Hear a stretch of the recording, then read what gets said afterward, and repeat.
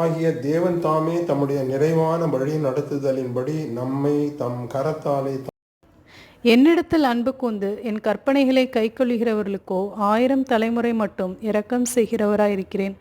உபாகமம் 5ஆம் அதிகாரம் 10ஆம் வசனம்.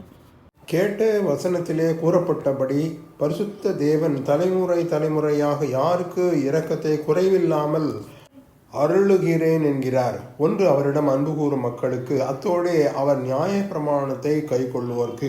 தேவனுடைய அன்பு என்பது அளவில்லாதது, ஒப்பற்றது, எதையும் எதிர்பாராதது, மனித அறிவினால் அறிந்து கொள்ளவோ புரிந்து கொள்ளவோ கூடாதது, விலை மதிப்பற்றது. இது தெய்வீக குணமாகும். ஆகவே தான் தேவன் அன்பாகவே இருக்கிறார் என்று வேதவசனம் கூறுகிறது. இத்தகைய உலகிலே எங்குமே காணக்கூடாத அளவற்ற அந்த அன்பை அறிந்துள்ளோமா? இதிலே உண்மை என்னவென்றால், நாம் முதலில் அவரிடம் அன்பு கூறவில்லை என்பதே. அவர் தான் முதலில் நம்மிடம் அன்பு கூர்ந்தார்.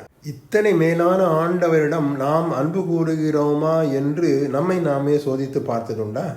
இதற்கான சோதனை நாம் நம் சகோதரரிடத்தில் அன்பு கூறுகிறோமா என்பதே. கண்ட சகோதரனிடத்தில் அன்பு கூறவில்லை என்றால் காணாத தேவனிடத்தில் அன்பு கூறவே முடியாது என்று வேதவசனம் கூறுகிறது.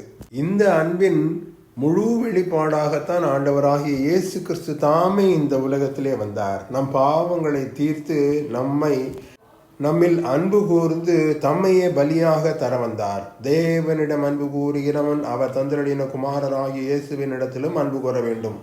சரி, இயேசுவினிடத்தில் அன்பு கூறுவதின் அடையாளம், அதற்கான ஒரே வழி அவருடைய கற்பனைகளை கை கொள்வதே ஆகும். அப்பொழுதே அவர் அன்பிலே நிலைத்திருக்க முடியும் என்று வேதவசனம் கூறுகிறது. நம் ஆண்டவராகிய இயேசுதாமே நமக்கு எல்லா நியாய பிரமாணத்தையும் இரு இணை பிரமாணத்திலே கொடுத்திருக்கிறார். மத்தேயு 22ஆம் அதிகாரம் 37 முதல் 40 வசனங்களிலே இது கூறப்பட்டுள்ளது. உன் தேவனாகிய கர்த்தரிடத்தில் உன் முழு இருதயத்தோடும் உன் முழு ஆத்துமோடும் உன் முழு பலத்தோடும் அன்பு கூறுவாயாக. மாத்திரமல்ல, உன்னிடத்தில் நீ அன்பு கூறுவது போல பிறனிடத்திலும் அன்பு கூறுவாயாக. இவ்விரண்டு நியாய பிரமாணங்களிலும் இணை பிரமாணங்களிலும் நியாய பிரமாணம் முழுவதும் அடங்கி இருக்கிறது என்றார். கேட்ட வசனத்தின்படி தலைமுறையாக ஆண்டவரின் இரக்கம் பெற்ற மக்களாக இந்த உலகத்திலே வாழ்வதற்கான ஒரே வழி நம் ஆண்டவராகிய தேவனிடமும் இயேசு கிறிஸ்துவினிடமும் அன்பு கூற வேண்டும் என்பது மாத்திரமல்ல, அன்பு கூறும் நியாய பிரமாணத்தை வாழ்க்கையில் நிறைவேற்ற வேண்டும் என்பதே கிறிஸ்தவ வாழ்க்கையின் சாராம்சமாகும். இவ்வுலகில் வாழும் ஒவ்வொரு மக்களின் ஒரே வாழ்க்கையின் லட்சியமாகும். நித்திய ஜீவனுக்கான வழிநடத்தலை தரும் ஒரே வழியாகும். அத்தகைய மேலான கிருபையை ஆண்டவர் நமக்கு அளிக்கிறார். பெற்றுக்கொள்வோமா? ஆமேன். God bless you.